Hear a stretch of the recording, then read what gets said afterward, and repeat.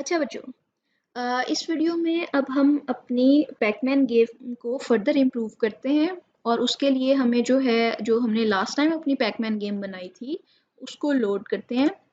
और हमारे पास यहाँ पे पैकमैन का फोल्डर था, उसके ऊपर जाते हैं और यहाँ पे हमारे पास एक गोस्ट मूवमेंट थी और एक हमारे पास ड्राइंग ऑफ स्प्राइट्स था।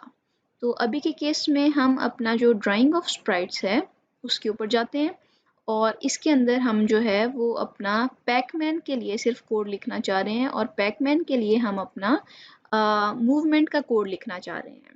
तो उसके लिए हमें क्या करना पड़ेगा, हमें अपने पैकमैन के ऊपर जो है वो क्लिक करना है और इसके लिए जो है अब हमें पता है कि मूवमेंट के लिए हम चाहते हैं कि हमारी लेफ़्ट राइट अप और डाउन एरो कीज से पैकमैन जो है वो मूव करे। इसका मतलब ये है कि इवेंट हमें ऐड करना पड़ेगा व्हेन स्पेस की इज़ प्रेस्ड।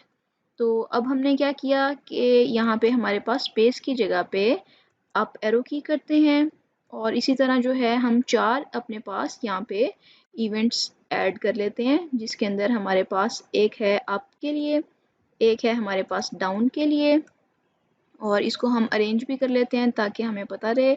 और यहाँ पे हम कर लेते हैं अपने पास राइट के लिए और यहाँ पे हम अपने पास कर लेते हैं लेफ़्ट के लिए। तो अब हमने कहा है कि जब भी इनमें से कोई भी एरो की प्रेस हो तो हमने क्या करना है, हमने अपने पैकमैन को मूव करना है। तो मूव करने के लिए मोशन ब्लॉक में जाएंगे और यहाँ पे हमने लास्ट टाइम भी देखा था कि पहले हम उसकी डायरेक्शन सेट कर देंगे। तो अप के लिए हम और डाउन के लिए उसकी डायरेक्शन नहीं चेंज करना चाहते, वो जिस साइड पे है उसी तरह ही मूव कर ले।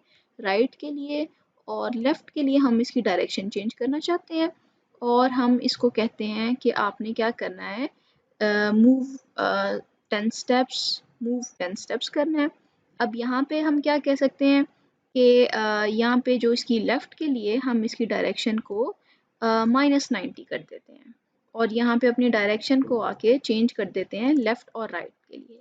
तो अभी सिर्फ सिंपल इसको हम जो है वो टेस्ट करते हैं कि क्या हमारा लेफ़्ट और राइट चल रहा है।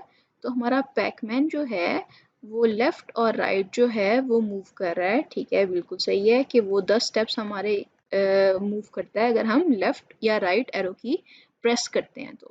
तो अभी के केस में वो हमारी वॉल से बाहर जा रहा है तो कोई बात नहीं, अभी हम जो है इसके लिए भी काम करेंगे। लेकिन अभी ये है कि हमने सिर्फ लेफ़्ट और राइट की मूवमेंट ऐड की है, अभी हमने अपनी अप और डाउन की मूवमेंट जो है वो ऐड नहीं की। तो अब अप के लिए हमें क्या करना पड़ेगा, हम यहाँ पे अगर तो कहते हैं मूव 10 स्टेप्स, तो मूव 10 स्टेप्स तो वो जिस साइड को उसका मुंह होगा वो उसी साइड को 10 स्टेप्स मूव करेगा। तो अगर हम यहाँ पे मूव 10 स्टेप्स ऐड कर देते हैं दोनों के लिए, तो हमारा जो जब मैं अप एरो की प्रेस कर रही हूँ तो भी वो मेरा राइट साइड पे मूव कर रहा है और अगर मैं इधर आके अप एरो की प्रेस करती हूँ तो फिर वो मेरा लेफ्ट साइड पे मूव करने लग गया है। इसका मतलब ये है कि जिस साइड पे उसका मुंह होगा उस साइड पे उसने 10 स्टेप्स मूव कर देना है, इसलिए हमारा ये वाला ब्लॉक तो इसका मतलब है कि मूव 10 स्टेप्स वाला नहीं चलेगा। फिर हमें देखना पड़ेगा कि कोई और हमारे पास यहाँ पे अवेलेबल ब्लॉक है मोशन का जिसके साथ हम ये काम कर सकते हैं। हम असल में करना क्या चाहते हैं, हम चाहते हैं कि जब अप एरो की प्रेस हो तो हमारा पैकमैन जो है वो ऊपर को मूव करे और हमें ये पता है कि जब हम अपने पैकमैन को ऊपर को मूव करना चाहते हैं तो उसका हमारे पास वाई कोऑर्डिनेट जो है वो सिर्फ चेंज होता है। तो हम यहाँ पे कर सकते हैं कि हमारे पास यहाँ पे एक और ब्लॉक है जो कि कहता है चेंज y बाय 10। तो हम इसको यहाँ पे ऐड कर देते हैं। हम कहते हैं कि जब अप एरो की प्रेस हो तो y में +10 कर दो। अब जब +10 करेगा तो वो हमारे पास ऊपर की तरफ मूव कर रहा है अप एरो की के ऊपर। ठीक है, ज़बरदस्त हो गया। और उसी तरह हम कह देते हैं कि चेंज जब डाउन एरो की प्रेस हो तो चेंज y बाय -10। तो अब के केस में अगर हम डाउन एरो की प्रेस कर रहे हैं तो उसमें से जितनी भी y की वैल्यू है उसमें से वो 10 माइनस कर देता है और जब हम अपने पास अप एरो की प्रेस कर रहे हैं तो वो y की वैल्यू में +10 कर देता है। तो अब यहाँ पे जो है वो हमारे पास पैकमैन की मूवमेंट हमने लेफ़्ट राइट एरो कीज़ के साथ जो है वो ऐड कर दी हुई है। तो हमारा पैकमैन जो है वो अब बिल्कुल सही जो है वो मूव कर रहा है जो हम की प्रेस कर रहे हैं उसके मुताबिक वो हमारे पास मूव कर रहा है।